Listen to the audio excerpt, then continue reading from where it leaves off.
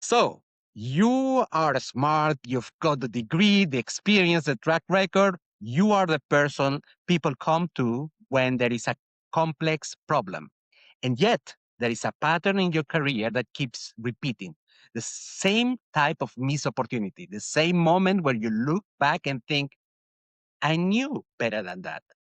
Here's what nobody tells high performers: intelligence doesn't protect you from bad decisions, it might be making them worse. Because the smarter you are, the better you are at rationalizing, at building convincing stories around choices that were flawed from the start, at finding evidence for what you have already decided instead of testing whether the decision was right. Most people don't fail because they make one catastrophic mistake. They fail because they repeat slightly wrong decisions for years and never notice the pattern. My guest today has spent his life studying exactly this. Andres Kuusk is a 7-time world pentamind champion, the most successful all-around mental strategist in history. He's also a PhD economist, a C-suite executive, and the author of Unlocking the Success Puzzle. He has competed against some of the greatest strategic minds on the planet in arenas where a single flaw assumption costs you the game in minutes, not years. His message to every ambitious professional is simple and uncomfortable. You are not as good at making decisions as you think you are. And until you examine the invisible process behind your choices, no amount of talent or effort will save you from repeating the same mistakes. Today, we're going inside the hidden decision traps that sabotage smart people and what actually changes when you stop trying to improve your results and start improving the decisions that create them. Andres, welcome to the Growth Hacking Culture Podcast. It's a pleasure, man. Thank you for having me. So, coming back a little bit to your history, you have won the World Pentamind Championship 7 times. You are literally the most successful all around mental strategist in history. And yet, you write in your book that at around 25, you realize that despite your ability and ambition, you have been deeply ineffective in how you pursue your goals. What did you see about yourself at that moment that you have been blind to before? At that time, I still believed what many people believe today, that success is mainly coming from effort, talent, and motivation. But when I started to analyze my own life more carefully, I realized that something deeper might be going on. I was repeatedly making subtle thinking errors that I didn't even realize that I was making. And those errors eventually sabotaged my progress. So I would say this was what I had been blind to before. And this realization really changed everything. Hmm. Andres, this story that you're saying, effort, talent, and motivation. I have also heard that, by the way. So I had parents that were repeating that constantly. Now, let's look at each element because each element I have impression is a little bit flow in life. And that I agree with you. Effort, sometimes, I mean, people who are successful are good at compound effort, not the one that goes into, I have to die and make it happen to be physically fit, super intelligence. No, it's about maybe working a little bit, little by little, step by step, into the 1% better every day instead of saying I'm going to go for it. I have learned that on myself. Then I look at talent. Man, you cannot believe how many people who were untalented were in very good positions in a multinational where I was working back in the days. So untalented in the sense that if you think that this guy made it because he was really strategic at thinking, no. Was he good with people? No. Was he like the type of mind who is creative? No. He just knew how to suck up to the hierarchy. So I have seen examples of people who are on the definition of society successful and making it. And then it's about motivation. Motivation, I mean, it depends on the day. Sometimes it depends on the effort that we have to do. If it is about a little effort, not so much friction in our brain, then we go and we do it. Motivation will be okay. But if it is such a big effort, Motivation depends on maybe somehow on the context, right? So Yes, it's the beliefs are crazy, man, and I cannot understand how we can get out of this paradigm of believing things that has been repeated constantly, and we believe, and then we become unhappy because the realization sometimes come with unhappiness. I've been doing the I'm smart, I'm intelligent, and I still cannot find a way to be successful, even if success is my own definition. Now, the question for you is this is a story about success. You were 25 years old. What was success back then, and what has become after your realization?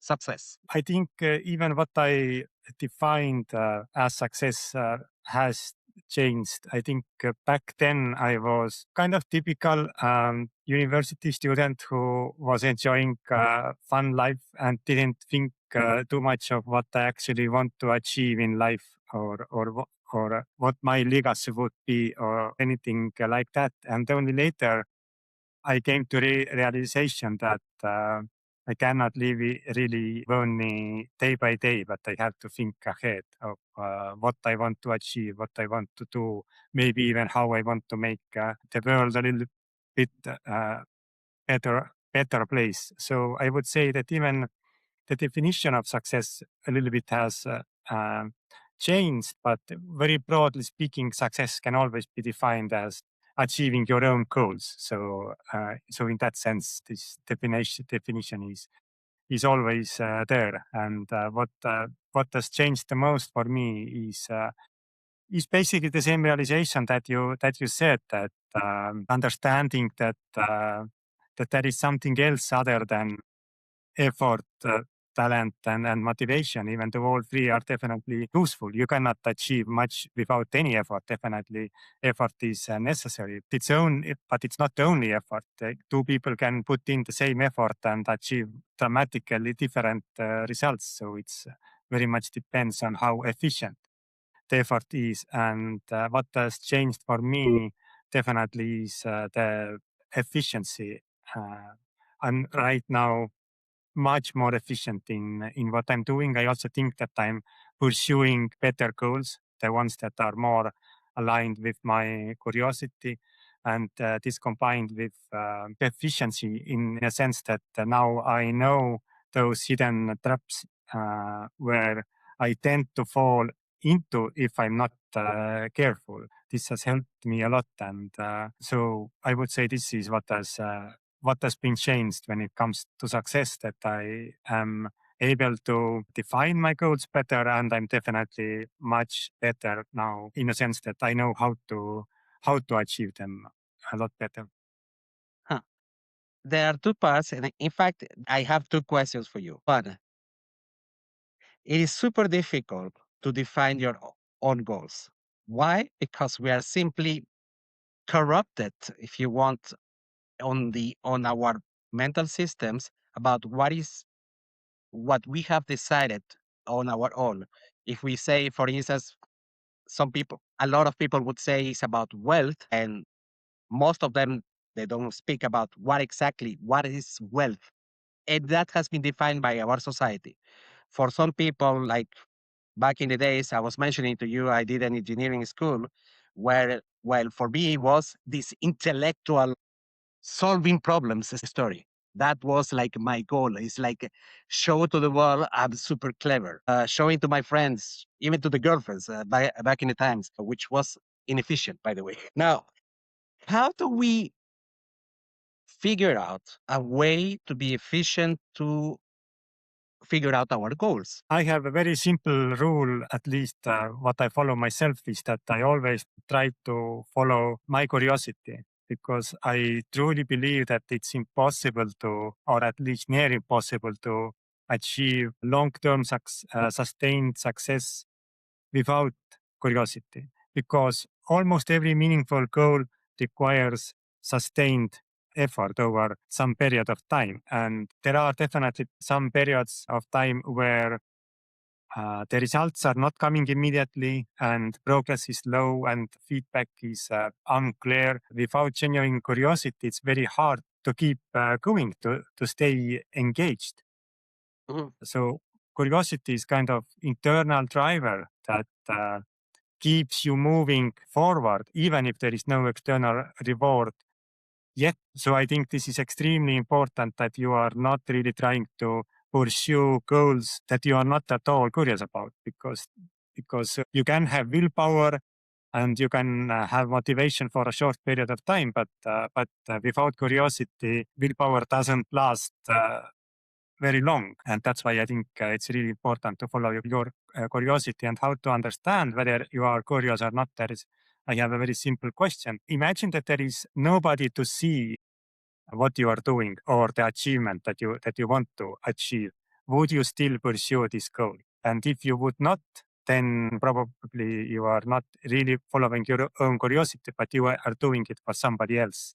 And if you would still pursue this goal, even if nobody would ever find out about it, that you actually achieved it, then you are truly following your curiosity. I love that. So, because curiosity is linked to the intrinsic motivation coming from within, as you mentioned, it is something that is sustainable, that doesn't need, as you mentioned, external reward. It is potentially created on your own, as you say. If nobody's watching, am I still doing it or not? And this is something that is quite perfect in order to drive continuous to define your own goals. So the research itself of what drives you curious is the journey itself, I would say, that drives you towards a goal. It's not even worthwhile to say, when I'm 60, I'm going to have $1 million in the bank, or when I'm 60, I'm going to be traveling to 80% of the world. It's not that. It's the journey that you are creating towards that goal that produces fulfillment. That, like, I'm something. And it's not about money, which is an external reward that once you have it, potentially the expectation of happiness, the level of happiness that you had about having the Ferrari, it will be less than in the reality. Yes, I completely agree that it's quite wise to not to define your goals as a place where you want to be, but rather as a process, how to get there. I can give you an example from my own life. When I'm preparing for the world championships, my goal is not to win the world championships. My goal is to put myself in the best possible position to win, because winning is sometimes outside of my own hands. I can do my best and still lose, and then it feels like I didn't achieve my goal. But if I did my best and really gave myself the best chance to win, then I think this is much better goal. And similarly, we can think about lifestyle. The goal hardly should be living 100 years, but that goal should rather be having a healthy lifestyle. So this is process-oriented goals are much better.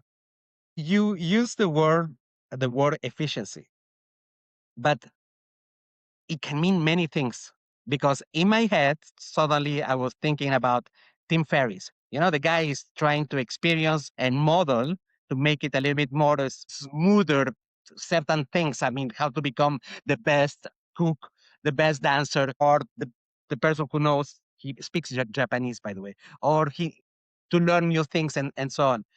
When you're talking about efficiency, I have the impression you are not talking about the Tim Ferriss way. You are talking about something else. Tell me more. So at Efficiency. least, yeah, so I would say in English there are two words. There are efficiency and what was the other word? Now I'm lost with English word. Effective So and doing the right thing and doing the thing right, basically. yes, effective and efficient. Exactly. Yes. So yeah, actually I'm not sure which which word I used and which means which, but basically I think both of them are like really important, and to me actually more important is doing the right thing. And not because if you are doing the wrong thing, you are doing it correctly, then it still leads you nowhere. I don't remember who it was who said that there is nothing worse than doing efficiently exactly that should not be done at all. So Exactly. To me, like the first part, doing the right thing is actually more important, and then the second part, doing it efficiently is kind of a little bit secondary. Obviously, also important, but to me, more important is actually to understand what to do. And that relates to what you mentioned before, this sense of curiosity, because to understand what you're going to do, you need to be curious because you are not going to discover it. If we knew already from the beginning, then where's the fun? Then it's about this type of thinking to recognize, to acknowledge if this thing that I was looking for is the right thing or not. Because you try and you see, no, it's not for me. It doesn't give me fulfillment. So you need to have also this like iteration mindset so that you can ditch stuff. The courage also to say, no, this is not working. No more Estonian girlfriend. I drop it. So to have the courage to try, test, validate, and move on. And then curiosity is definitely a driver. Now, in the corporate world, intelligence is kind of worshipped. You get the smartest people in the room, give them the data, and they will make the right call. Your book essentially says that's wrong. That smart people are just as prone to cognitive distortion as anyone else, and sometimes more so because their intelligence gives them a better tool to rationalize their bad decisions. How dangerous is that? Is it like a big problem or like it happens from time to time?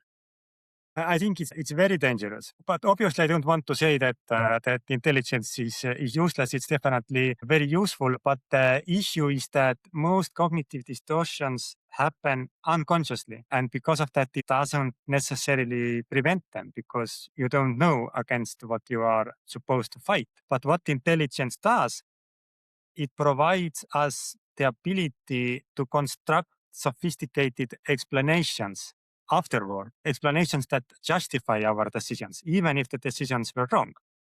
Mm. If if less intelligent people make mistakes, they often say, I don't know what happened. But if highly intelligent people make mistakes, then they start producing compelling narratives explaining why what they did was actually reasonable. And why you do this is because we don't like to be wrong. We want to be right. So we create those stories to convince ourselves that we were correct. But being correct is not the proper objective. Much better objective is to update your understanding when you are wrong. So if intelligence doesn't serve this purpose and instead is used to just convince yourself that what you did was correct, even if it wasn't, then it's not really useful because then you don't learn from the mistakes and you are going to make the same mistakes again. So it's very dangerous. Hmm. You made me one think about myself when I was in my 20s, especially, where I wouldn't give a shit if I did a mistake because I was finding any good reason to justify it. I was super good because, when you learn this to modelize life, the universe, about for justifying the outcomes, it is incredible. You get a tool from engineering in order to use it against yourself. And that I still see some people who are still in, even though they have my age, that are still in that mode. They are engineers, by the way. I don't know what is wrong with engineers. So who are using still the same, modelizing the world in order to justify why things didn't work the way they expected.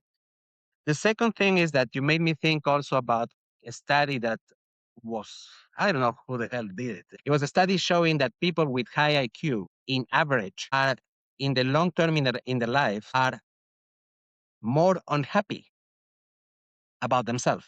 So that means that they are not satisfied about what they did, and people with lower IQ, that they're not the most clever in the class, were happier than them. And I still remember also they determined the argument for the people who were happiest is that it was about just connections. It wasn't nothing to do with the level of intelligence. I also saw in my personal life many people who were the first in class. I was not, by the way, the first in class, and also very often they ended up doing things that were more humble of what we were expecting them to achieve because they were bloody clever. Have you observed this dynamic also? That's a very interesting observation. And having less connections might really, I can see how this can happen because intelligent people, you don't born intelligent, you become intelligent by studying and exploring. And if you Hmm. spend a lot of time studying and exploring, then you have less time communicating with friends and find new connections. And that actually might be, this is very, I think, good reason why there might be this correlation that less intelligent people on average have less connections and less friends. I'm not sure whether it is true or not, but I definitely can see that purely logically that there can be this correlation. The other reason what I can think of is that less intelligent people do not realize that there are so many things that they don't understand, while highly intelligent people understand this. They see that there are too much things that they don't understand, that this makes them more unhappy. So this can also be another for this paradox. I I I I used to believe exactly what you say. I call it the lucidity problem.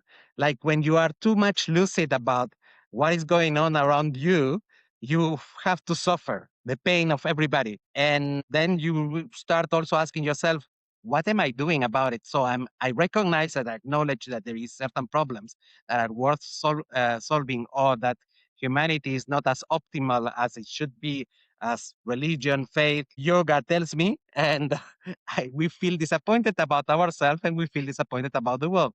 That's the lucidity problem that sometimes I have to endure. You have a line from your competitive experience that is stuck with me. The biggest strategic mistakes rarely come from lack of intelligence. They come from overconfidence in an untested assumption. How often do you see that? It is powerful, Andres. I see it very, very often, surprisingly often in corporate world. I see it really all the time. I think that most corporate failures happen not because nobody in the room was smart enough to understand that it's wrong, but they happen because everybody in the room shared the same assumption that was not properly tested, sometimes completely untested. I can give you an example from my very recent past when I was working with a leadership team on decision making. I was advising them on decision making, and working with them, I quickly realized or found out that in one of the markets that the company was operating, they were deliberately using a strategy that was non-compliant. And I asked about it, and all of them said that it is the only way to be profitable in this market. And everybody else, all other players, the competitors, they are using the same strategy. And obviously, I tried to convince them that this sounds very fishy. I tried four or five times, but unsuccessfully. So I never managed to change their mind. And only later I found out that in the past, like years before, indeed, many of the competitors used the exact same non-compliant strategy, but this was already years ago. Hmm. But this leadership team, they still believed this to be the case today. They had become so convinced that this is true that they really stopped testing this assumption or questioning this assumption. They took this assumption not as an assumption but as objective fact. And I think this is exactly where the danger lies. The danger is that assumptions often feel like facts. We very often don't experience assumptions as assumptions. We experience assumptions as the reality itself. And obviously, if you think that this is not an assumption but a reality, then you have way less motivation to question it, because why to question what is objective truth? So this happens really, really often in corporate world, and I think it's very dangerous. Certainty or premature certainty is not a good thing. Hmm. I, I'm starting to think, based on the fact that that intelligence as such shouldn't be a goal for anyone to be just intelligent. So, because you have mentioned a little bit of ethics, a little bit of problem solving, so shouldn't we aim, in fact, all not to be intelligent, but to be wise, to acquire wisdom, which is a combination of not only the theoretical part of whatever we learn through books, but it includes curiosity, because if you haven't traveled the path, what the hell do you know? So sometimes you will have to try on your own to see how things work with the mentality of somebody who wants to discover just because for the hell of it. There is the ethics, doing the right thing. Is that what we are talking about? That we shouldn't aim for intelligence, but more for wisdom that can include intelligence, but it doesn't have to be. Yes, I think if you define wisdom the way that it includes intelligence as one component, then definitely wisdom is more important. Again, I don't want to say that intelligence is not important. It is definitely important as well, but it is only one part of the equation, and there are Mhm. definitely a lot of other ingredients that are at least equally useful. So yeah, if defined that way, I definitely agree that we should think beyond intelligence and toward more general wisdom. There was a couple of very well-known scientists. Let's talk about the most well-known, Albert Einstein. I have never considered Albert Einstein just as somebody with high intellect. I have the impression that I consider him more as a philosopher, somebody who understood things from the top, that had a combination of different angles because of interest. So intellectually, he would have been good, let's say, in physics, a little bit of math, but the guy completed to understand the world in a different manner with something else. So even the people who we admire, who have done things that the humankind believes that it is amazing. So you need to have a little bit of this natural curiosity, not this deep intellectual thirst that I saw back in the days in my university. It's not about the depth. It is more about the breadth of knowledge and combination that you can do, and also thinking methods that you use in order to thrive. Yeah. Yeah, sure. I definitely agree. I think Einstein was quite well known for his intelligence as well. His IQ Yeah. was well known to be very high, but this alone definitely is not enough. If Exact. you don't understand the world, the intelligence alone doesn't get you too Mm, far. And yeah. Einstein definitely had this understanding of the world and curiosity. And also, you cannot be arrogant, because then also your curiosity declines if you think that you already know everything. I think he also had this kind of confident humility. So yeah, definitely much more is needed than just intelligence to do as great things as Einstein did. There is also one part of your book that you are quoting Kasparov. So one of the biggest masters in chess. By the way, I suck at the chess. I know how to play, but I get beaten by anyone. Anyways, and you say something that he said. It is not enough to be talented. It is not enough to work hard. You must become intimately aware of the method you use to reach your decisions. The thing is that when you go to the corporate world, nobody thinks about how do you decompose your own decision making process, even self-awareness. They laugh at you when they say, I'm writing what I think right now. The people are funny enough to tell you that this is stupid.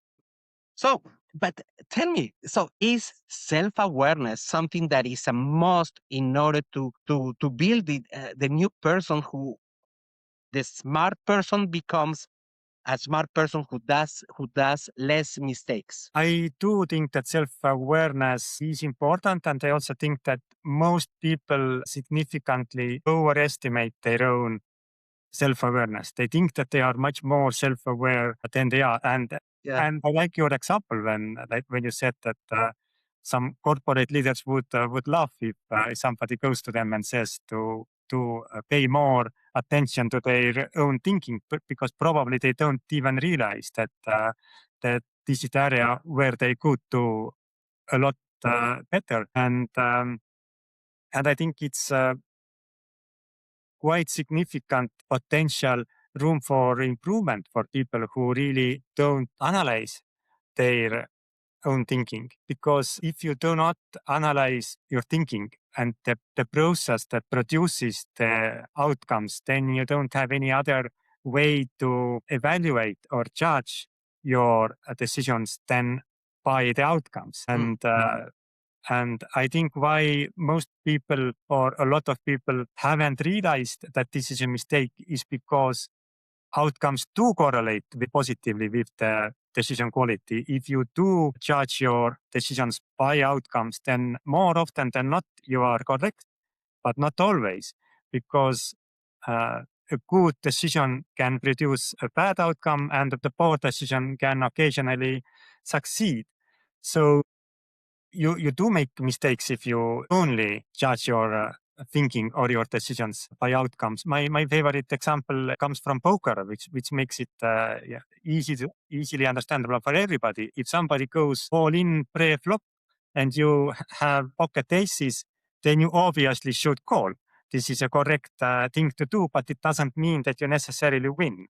Sometimes you are outdrawn and you lose the hand. And if you now judge yourself only by the outcome, you would come up with the catastrophically wrong conclusion that you should start folding pocket aces when somebody goes all in. This is obviously not the correct thing to do. And interestingly, a lot of, not only poker players, but most mind sports players, they understand this intuitively, while a lot of corporate leaders without mind sports or board games background, they tend to make this mistake very, very often. This is not the only area where I have seen that board games background really helps you with business decisions or decision making in general. There are several other areas as well where board games players intuitively understand what to do. For example, that you have to sometimes make decisions in uncertain environments. You cannot always wait for perfect clarity.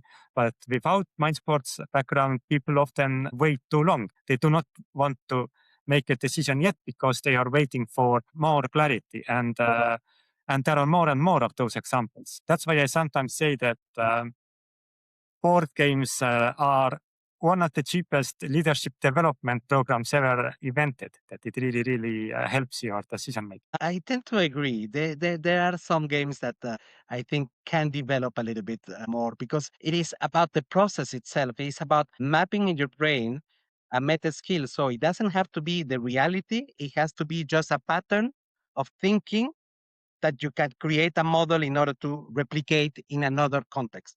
I love that, by the way. Andres, so for someone that is listening right now who just realized that they have been repeating the same slightly wrong decisions for years, and the guy is super clever, he aced university, he has a doctorate. What's the first move? Where do they start in order to untangle this pattern? I think a good first step would be to start looking for recurring patterns instead of just isolated mistakes. Because many people tend to focus on events like failed project, failed business, failed relationship, or missed opportunity. But much more useful question is, what was the pattern that produced this outcome? Not even produced, but what is the pattern that keeps producing those outcomes? It's important that it is a recurring pattern. So you have to try to find out those patterns. Maybe you consistently underestimate yourself, or maybe you are overestimating your challenge, or maybe you are misreading difficulty and are quitting too early, or maybe you overvalue certainty and therefore you are not taking enough risks. You have to try to find out what it is this recurring pattern that you are repeatedly doing wrong. And whatever it is, the moment you identify this pattern, then you stop fighting only individual symptoms and then you start addressing the underlying cause. So that's why I think the first step is to focus on the recurring patterns, not only isolated mistakes. And I guess that's one of the reasons why you use the word puzzle for your book, Unlocking the Success Puzzle. It's about recognizing patterns before you place the next piece. Love that. Andres, how can people reach you out if they have questions and want to have a chat about the wisdom behind taking decisions, the frictions that intelligent people can have to navigate through the world because of their intelligence sometimes? How can they reach you out and have this nice chat with you? I think one of the best ways is to follow me in LinkedIn or just write to me in LinkedIn. But also I'm in Facebook, and obviously it's fine to write to me. I can share some of the details, contact details with you, so that if some viewers are interested, then they can reach out to me. But obviously there is always just an easier way out to buy my book, and then you will find all of the answers there and don't have to reach out to me. Absolutely. So I'm going to be putting below this episode your links to LinkedIn, the link to get the book because it's a nice, interesting way to look at the world. It makes you reflect. Well, in my case, it makes me reflect about me, about certain things, certain flaws that I still have or I'm trying to become better at. And then there is, I think, your website, andreskuusk.com, that I will also put below. Andres, it was really nice to speak to you, to have a little bit of a talk with from the Estonian wisdom. That was good. Thank you very much. Thank you for inviting me.